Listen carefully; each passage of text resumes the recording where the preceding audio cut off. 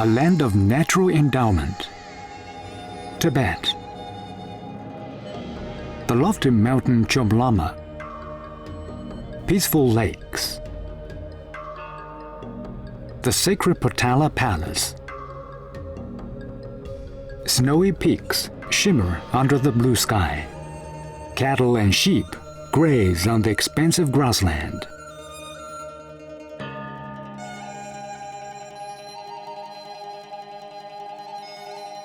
Some say Tibet is a home for the soul and a cradle for culture.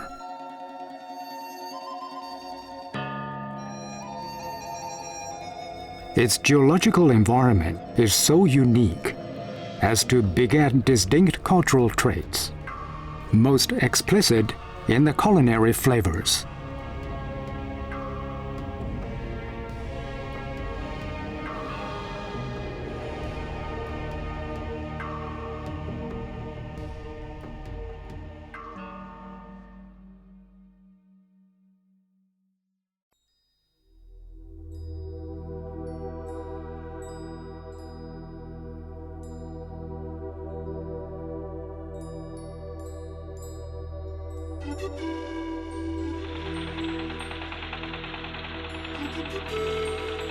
In the fields of Gansa County, farmers are harvesting Tibetan barley.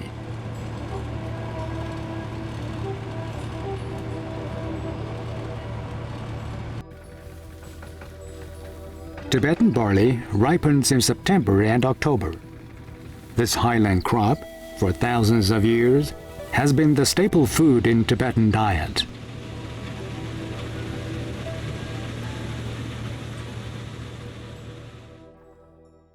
This field covers about half a hectare. Its owner, Passon Tsering, runs a bakery and lives in the city. Whenever he has time, he comes to the fields to check the crops. In his words, his business is rooted in this field of Tibetan barley.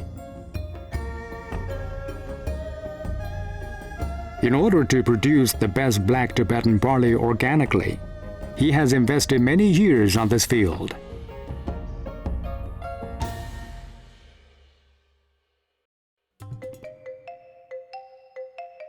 Like wheat and rice, Tibetan barley is cooked in many ways. Tsamba is the most common in Tibet. Unlike many would imagine, even in a traditional Tibetan meal, Tibetan barley is not the only staple food. Wheat, despite its small yield in Tibet, also appears often on the dinner table.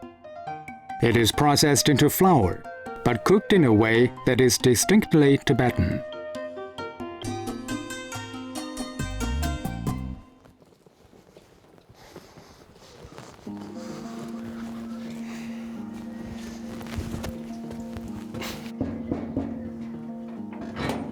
At his home in the countryside, Passon enjoys homemade snacks like patsumogu.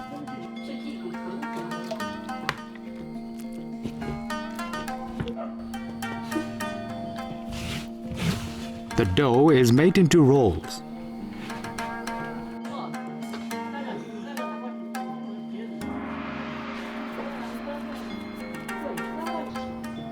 And then split into smaller pieces.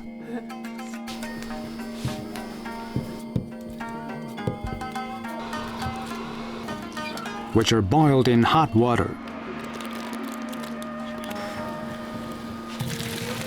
Sugar and quark are added, as is yak butter, an essential ingredient in Tibetan food.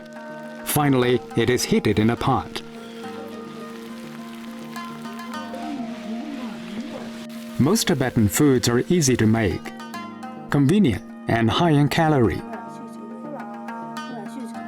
Because this chilly plateau has a long nomadic tradition.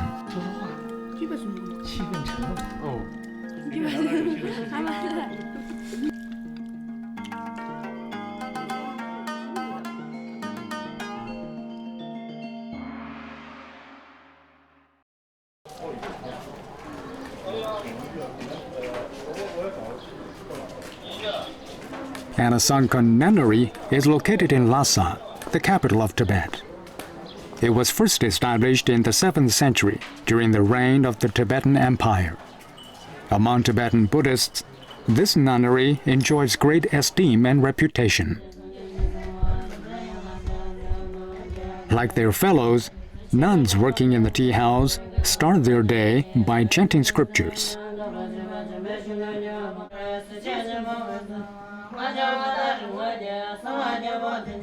But other than that, they're also busy cooking.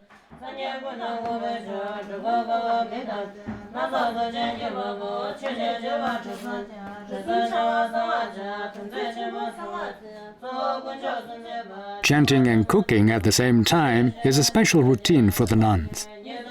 They believe they could bless the food with their faith. While cultivating themselves, they are also spreading their belief and fulfilling their religious pursuits.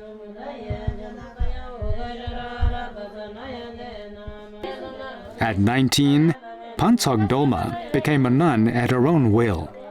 She has lived here for more than 20 years.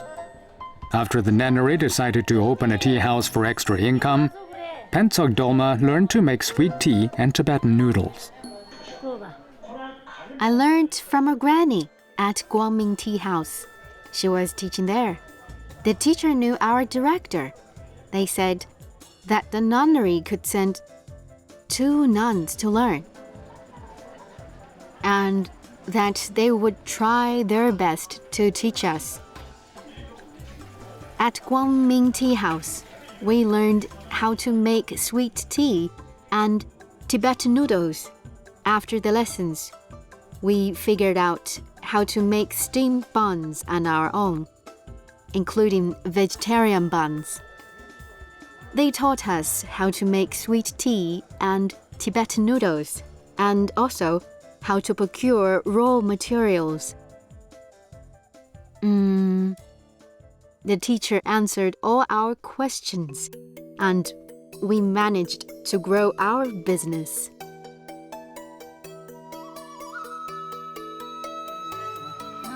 Sweet tea was an exotic drink. Its arrival in Tibet could no longer be dated.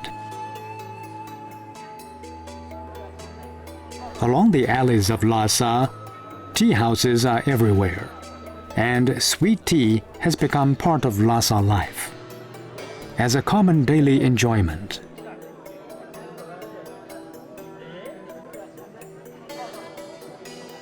Temples are secret places.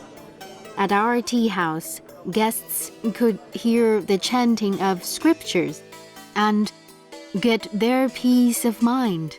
The guests trust the nuns working here. The place is clean and reassuring while making steamed buns. We chant scriptures. Singing is common in other tea houses, but not welcome here. We're not supposed to chit-chat. We chant scriptures we've memorized because we cook and chant at the same time. The guests are also immersed in our faith, enjoying inner peace.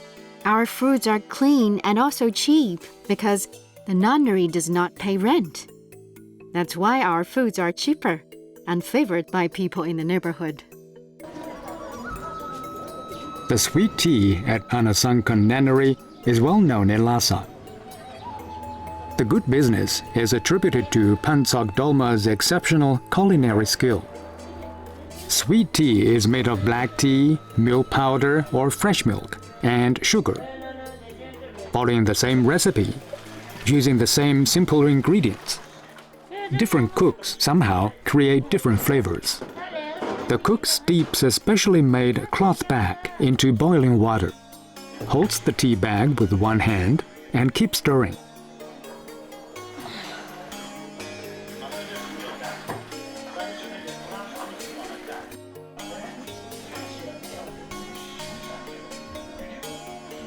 Mix milk powder into the boiling tea, and then continue stirring in the wood bucket.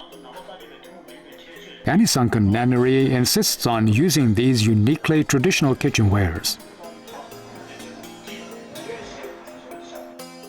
Boil again in the pot, add sugar, and pour into a thermos. a bottle of sweet tea is made.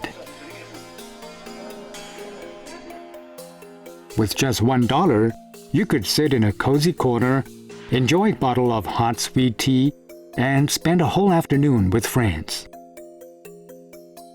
The regular worshiper would also stop at the tea house for a cup of sweet tea.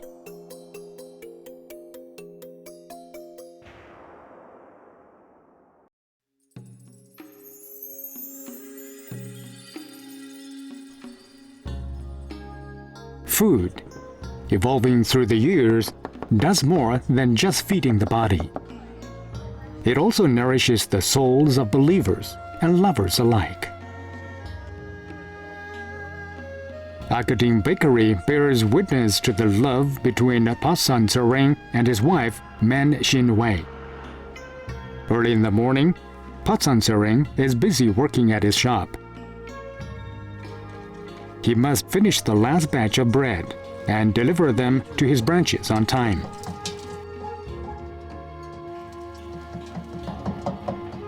Using Tibetan barley to make bread, cake, and ice cream is both innovative and challenging, because the dough is not as sticky and malleable as wheat dough. But Pasan Tsering came up with some tricks and gradually gained customer recognition.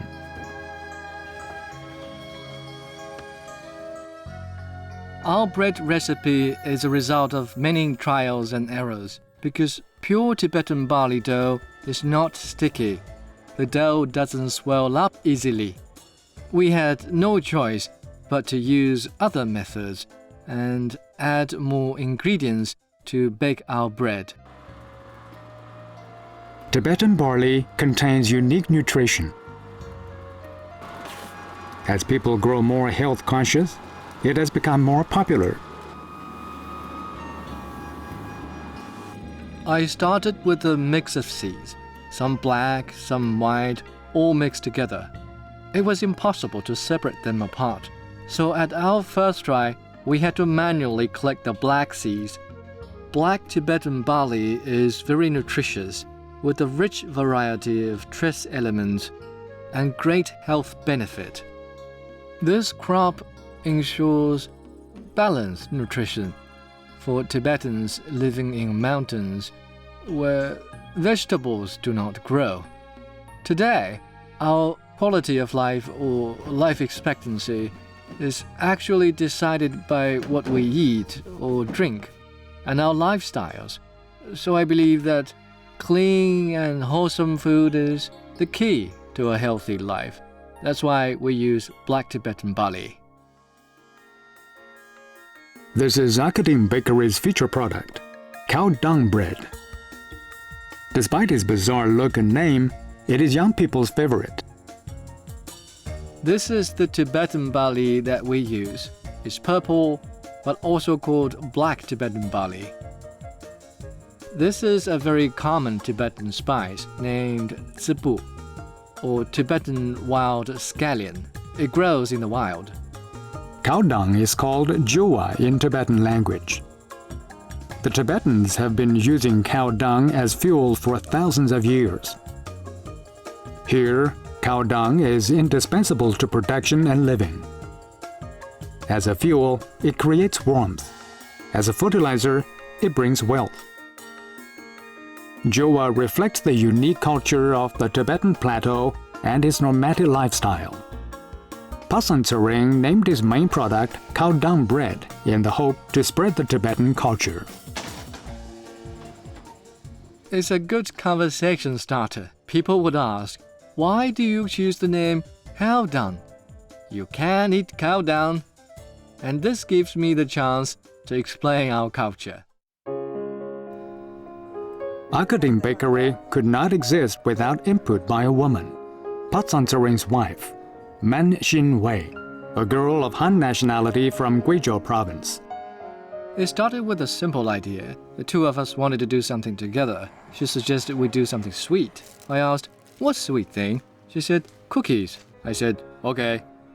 Add 2 spoons of this.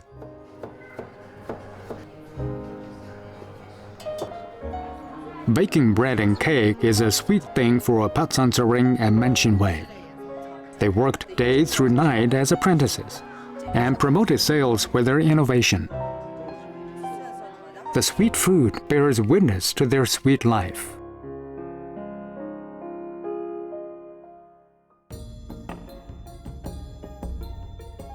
In a quiet morning of Lhasa, Patsang drives his minivan on the streets of Lhasa. He's delivering products to his branches. This is his morning routine.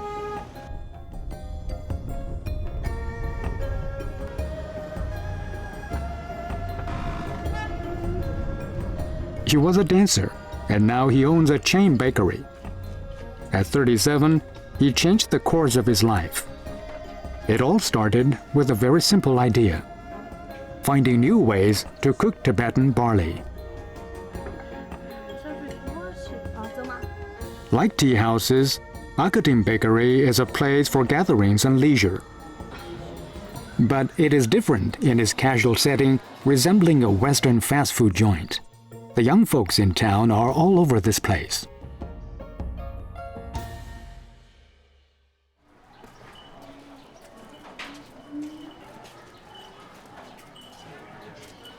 Late afternoon is the busiest time of the day for Anisankan Nannery Tea House. Pansa Doma's apprentice, Kelsan Chaudhran, is here to help.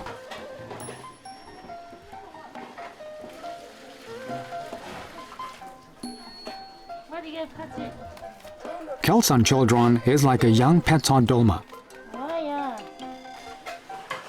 They both became nuns at 19 and chose to cultivate themselves through cooking. Pansa Dolma wishes to teach everything she knows to Kelsan Chaudhran.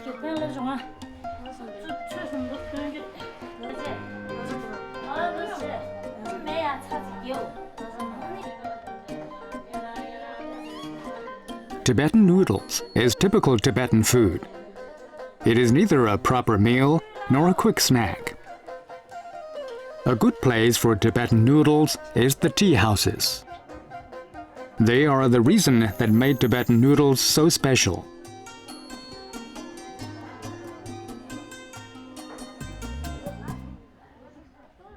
Tibetan noodles are alkali noodles. The noodles are yellow and soft.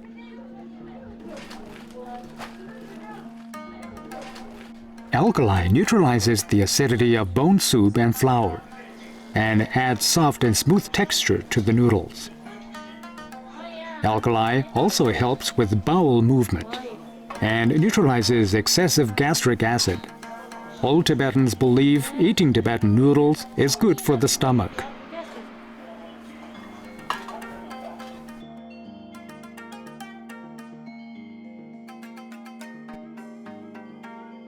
The noodles are boiled in the pot.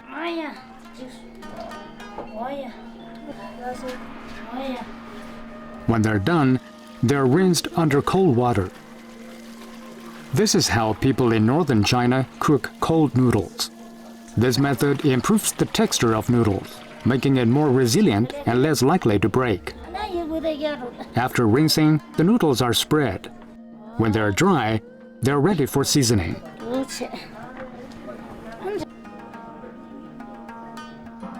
Soup is the essence of Tibetan noodles. Condiments must be chosen very carefully, in just the right amount and mix. The seasoning bag is steeped in the pot. Yak meat is simmered for a very long time to produce tasty soup.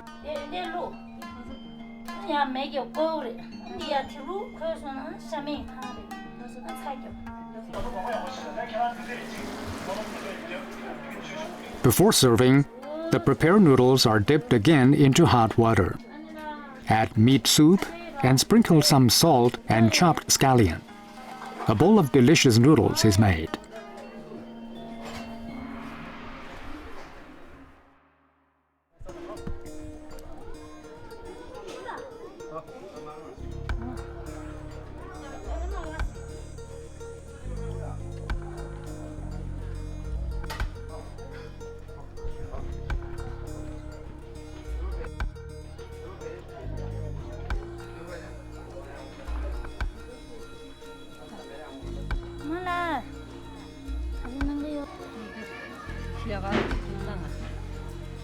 Pansak Dolma believes cooking is part of life and personal cultivation. Serving food to many people is like spreading Buddhism to a distant land. It makes her happy.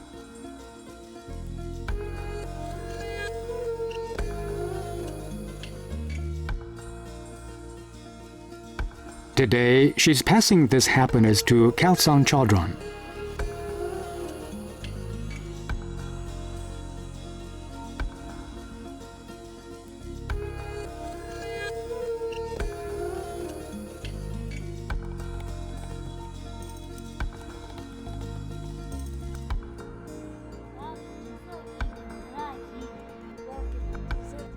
Maybe this is the meaning of faith. It gives us joy. In teaching and inheriting, everything is meaningful.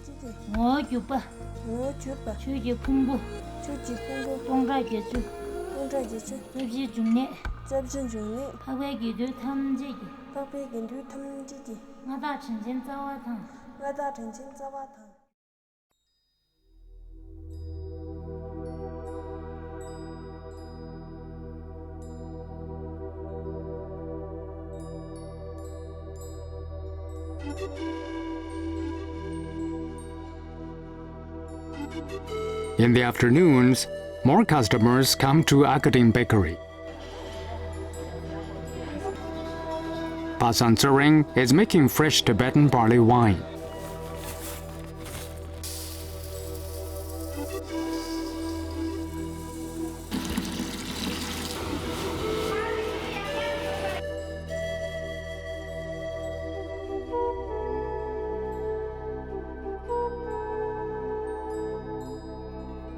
Another representative of Tibetan culture, Tibetan barley wine is not difficult to brew.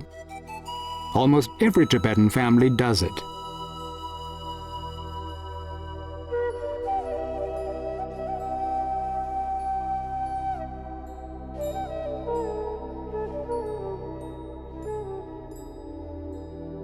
Tibetan legends hold a verse about Tibetan barley.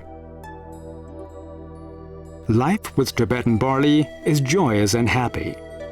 It feeds our body with both substance and spirit.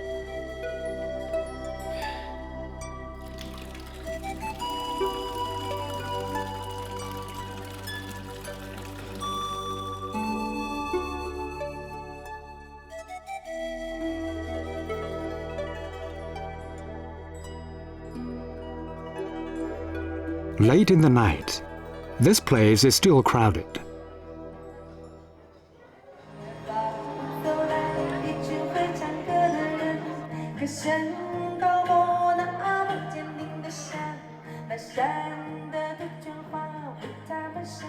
Pasan Tsering's wife loves music.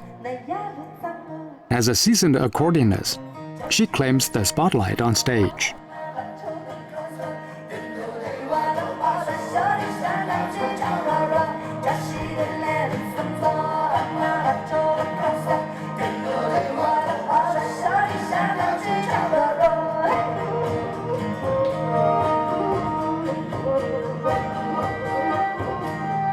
Like music, tasty food brings more joy to life.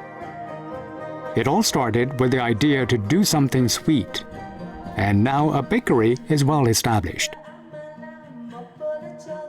Pasan Tsering and his wife present the most modern version of Tibetan barley. It's a brand new story. At the same time, everything they bake is also a unique testimony to their love for each other.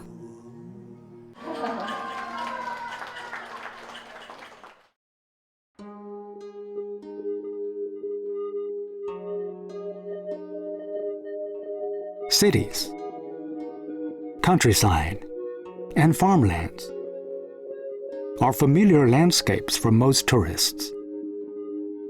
Tibet has 50 million hectares of grasslands, constituting China's largest alpine meadow for stock farming.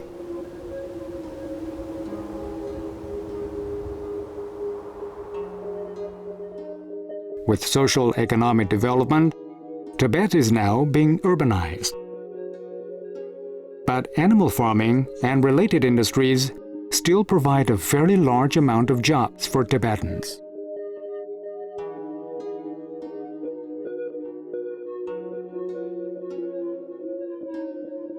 Sonam's family has lived in the pastoral area for generations. They still lead a nomadic life like their ancestors, following the grass and water. But today, the government provides permanent residence for them to enjoy life in comfort.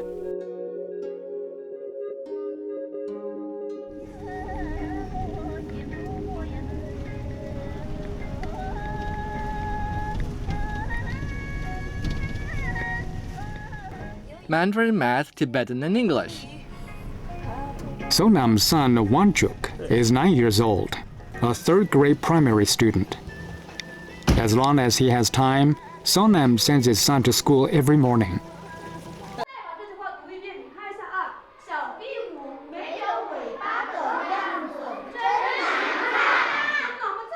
Born after 2000, Wanchuk loves his school, not only because he has made many friends there, but also because he loves the food at the school canteen.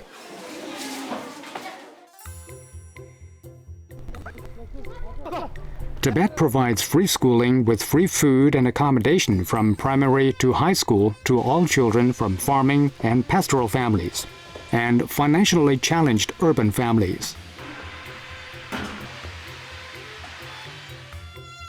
Schools serve nutritious meals.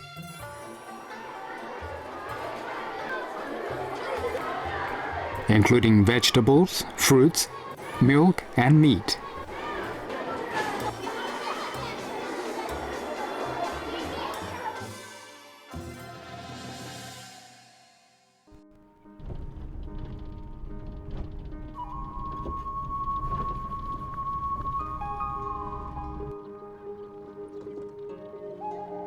Sonam has a lot to do today. He's going to visit a herdsman and pick some yaks, which will be slaughtered on an auspicious date. The weather is getting colder. Winter is the slaughtering season in Tibet, and beef and mutton gets cheaper.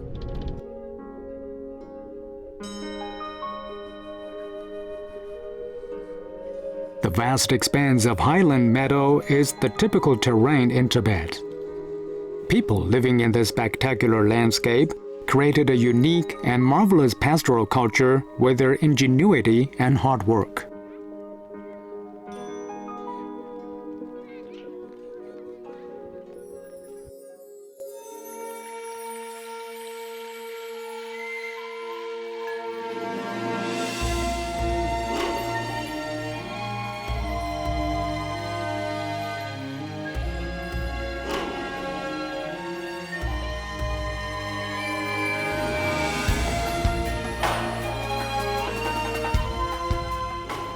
As we visit sacred temples, mundane alleys,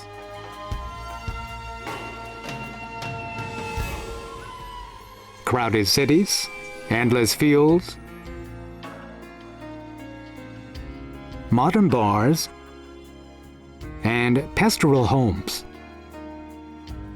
we find that Tibet is infused with the mesmerizing flavors of its cuisine. These Tibetan flavors have endured the challenges of time. As they prosper on this plateau, it is really hard not to notice.